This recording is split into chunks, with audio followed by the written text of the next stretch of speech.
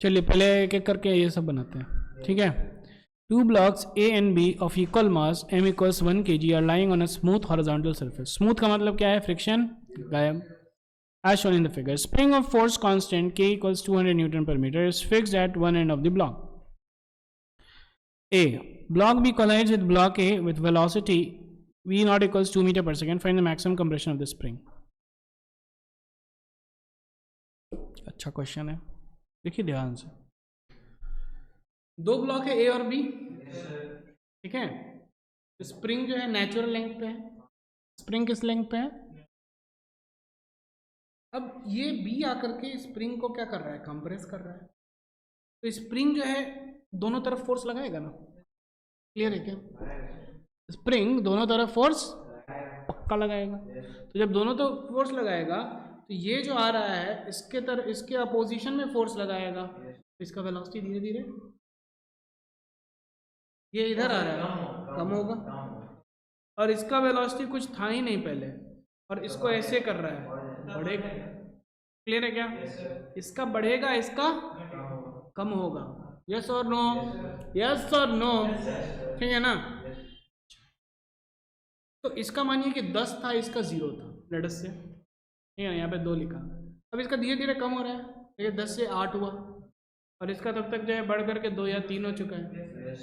लेकिन ये 3 से जा रहा है और ये 8 से, तो तब भी तो क्लोज ही आ रहा है ना, कंप्रेशन ही हो रहा है ना।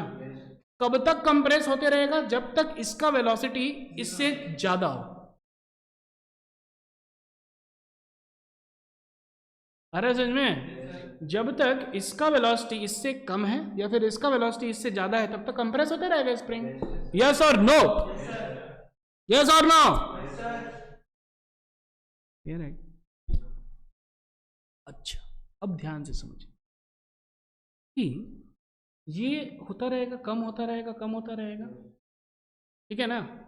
और अच्छा, इसका वेलोसिटी बढ़ रहा है, इसका वेलोसिटी बढ़ रहा है, इसका वेलोसिटी कम हो रहा है, ठीक है। एक पॉइंट आएगा ना जब इसका वेलोसिटी इतना बढ़ गया कि इसके बराबर हो गया, वो टाइम होगा जब मैक्सिमम कंप्रेशन होगा। तब तक कंप्रेस हो ही रहा है, तब तक कंप्रेस। वो टाइम आएगा जब मैक्सिमम कंप्रेशन होगा। तो मैक्सिमम कंप्रेशन में दोनों का वेलोसिटी सेम हो जाने का है, v1 और v2 सेम हो जाएगा, जो कि यहां पे लिखा हुआ है। At maximum compression the velocity of both the blocks is same. एक लाइन पीछे, एक लाइन के पीछे अच्छा खासा इतिहास है कि नहीं? एक लाइन के पीछे अच्छा खासा इतिहास है। कोई दिक्कत, कोई टेंशन? कभी कभी है ना, देखिएगा फिल्म में जो है ना, कोई आदमी गुंडा बन जाता तो बेचारा को बचपन में सताया गया था, जो भी हो, इतिहास होता है कि नहीं? समझ में आ रहा है? यस और नो? ठीक है। तो इस एक लाइन के पीछे अच्छा खासा इतिहास है। कोई दिक्कत, कोई टेंशन नहीं, ठीक है। तो अब इसका मतलब कि दोनों का वेलोसिटी सेम हो गया। ध्यान से इधर देखिए, M A plus M B V is equal to M B naught. क्योंकि फ्रिक्शन नहीं है तो मोमेंटम कंजर्व होगा। ये तो इंटरनल फोर्स हो गया ना, यस और नो? क्लियर है क्या? तो मोमेंटम कंजर्व हुआ तो आप वेलोसिटी निकाल लिया इसका 1 मीटर। क्यों? क्योंकि M A plus M B दोनों जो है सेम वेलोसिटी से जाने लगा। M A B V into V, M A into V, ये हो गया मोमेंटम। अभी मोमेंटम शुरू में क्या था? केवल एम बी इंटू 2, यही था ना। तो दोनों को हम कर दिए तो वी हमको निकल गया 1 मीटर पर सेकेंड। यस और नो?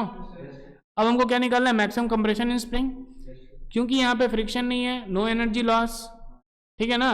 तो जो लॉस इन काइनेटिक एनर्जी है वो हो जाएगा स्प्रिंग में potential energy stored. The loss of kinetic energy पहले इतना था, बाद में इतना है, इज इक्वल टू हाफ के एक्स स्क्वायर। हो गया, काम खत्म। क्लियर है क्या? समझ में आ रहा है? कॉन्सेप्ट समझ में आना चाहिए। हम लोग अभी कॉन्सेप्ट्स पढ़ रहे हैं। क्या पढ़ रहे हैं हम लोग? कॉन्सेप्ट। ठीक है, आगे बढ़ते हैं। Figure 11.2 example 11.2. Two balls of mass m and 2m are moving in opposite directions. They collide head-on elastically with velocities v and 2v. Find their velocities after collision. ठीक है, elastically है, इसका मतलब क्या है, E1 है. क्लियर है क्या? मोमेंटम कंजर्वेशन कीजिए, प्लस E वाला फॉर्मूला लगाइए, उससे ये वाला आ जाता है फॉर्मूला, पुट कीजिए, काम खत्म. ओके समझ में? यस और नो? हाउ द जोश?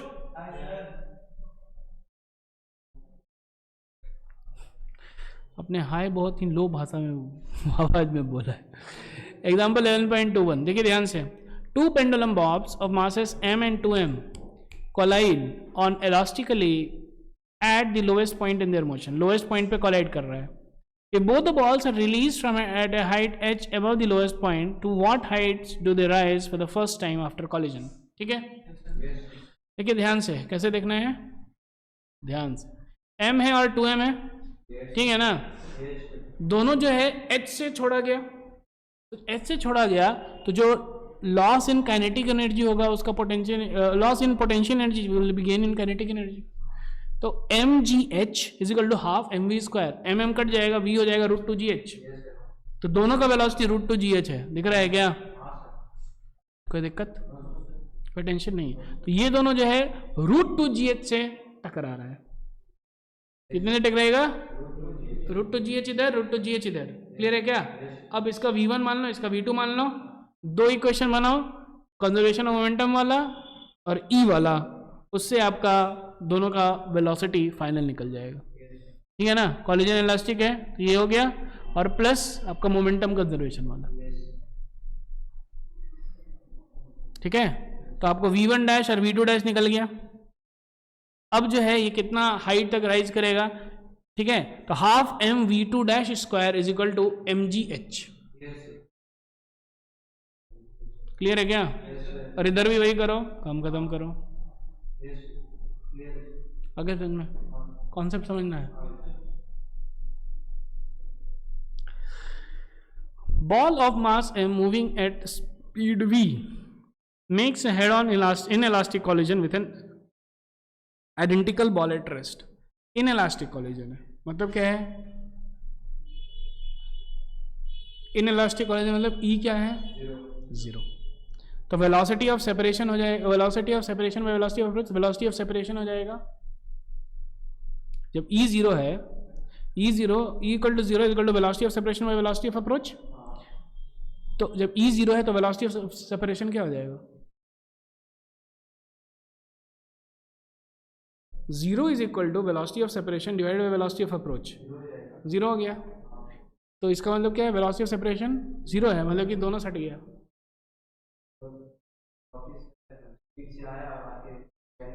कोलाइड करके सेट करके एक से जाने लगा वेलोसिटी से, तभी तो सेपरेट नहीं हुआ ना, क्योंकि वेलोसिटी ऑफ सेपरेशन 0 है. तो इसका अगर v है तो इसका भी v ही होगा. है समझ में? दोनों सट गया, कोई दिक्कत नहीं है, कोई टेंशन नहीं है. लेकिन यहाँ पे देखिए हम लोग को फाइंड आउट करना है कोएफिशिएंट ऑफ रेस्टिट्यूशन. तो इसका मतलब कि ये टोटली एनालास्टिक नहीं है, ये पार्शियली एनालास्टिक है. क्लियर है क्या? तो ये यहाँ पे लिखना चाहिए था पार्शियली एनालास्टिक, या फिर इनएलास्टिक भी लिखा है तो चलेगा. क्लियर है क्या? ठीक है ना. तो यहाँ पे अब देखिए ध्यान से, इधर देखिए ध्यान से. तो अब जो है इसको V लिख लिए, ये 0 पे था, और इधर V1 और V2 डैश कर दिया. क्लियर है क्या? ठीक है. अब क्या बोल रहा है? The kinetic energy of the balls after the collision is 3/4 of the original.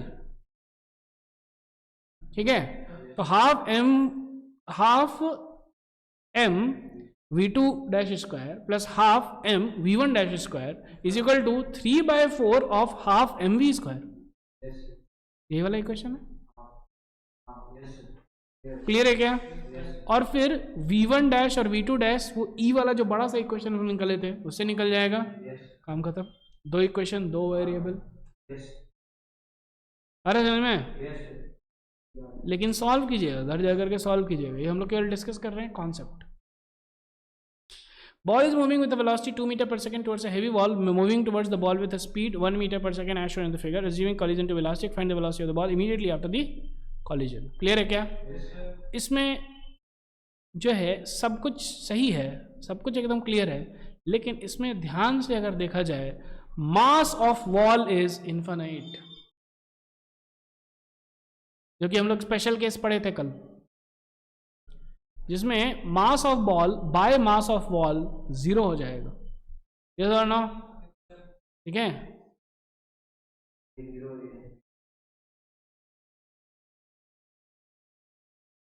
ये था ना स्पेशल केसेस, भूल गए क्या?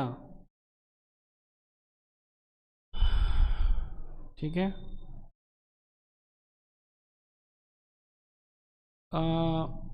M1 और M2, तो इसमें एक जो है इन्फिनिटी है, एक तो क्या है वो infinity. M1 is greater than M2।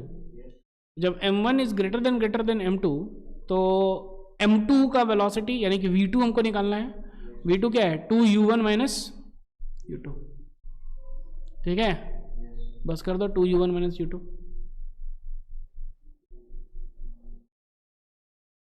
ठीक है, तो 2U1 माइनस U2, तो U1 जो है ध्यान से देखिए, 2U1 माइनस U2 है ना, M1 जा रहा है U1 से, हाँ जी, M1 इज, हाँ M1 U1 से जा रहा है, तो 2 हो गया ये, माइनस U2।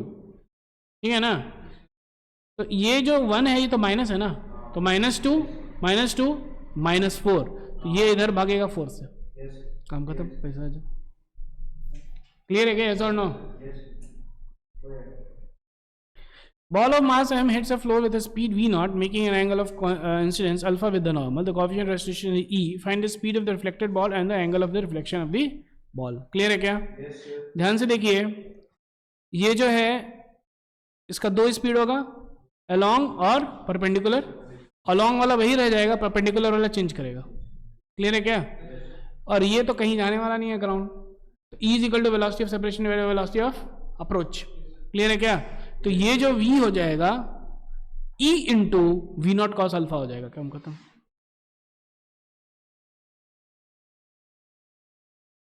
क्लियर? कैसा ऑर्डर समझ में आ रहा है कि नहीं? हाँ, आपको आ रहा है समझ में? ये नहीं आया, इसके पहले वाला सब आ गया, सोच लीजिए।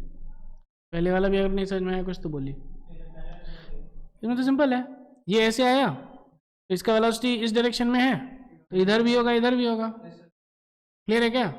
इधर भी होगा इधर, तो इधर वाला जो है कुछ चेंज नहीं होगा, इधर वाला जो है चेंज होगा। अब ग्राउंड का तो वेलोसिटी 0 है, ठीक है ना, तो वेलोसिटी ऑफ अप्रोच हो गया V0 cos alpha, velocity of separation मान लिया V है, V से भागा इधर, तो E is equal to V by V0 cos alpha. Velocity of separation और वेलोसिटी ऑफ अप्रोच, तो V हो जाएगा E into V0 cos alpha. काम खत्म है। क्लियर है क्या? तो इसका वेलोसिटी क्या हो जाएगा, इधर V0 साइन अल्फा और इधर E V0 कॉस अल्फा। काम खत्म, पैसा आ जाओ। After perfectly inelastic collision, perfectly inelastic है भैया, तो मतलब कि E 0 है। क्लियर है क्या? Between two identical balls moving the same speed and in different directions, ये जो है किस डायरेक्शन में जा रहा है?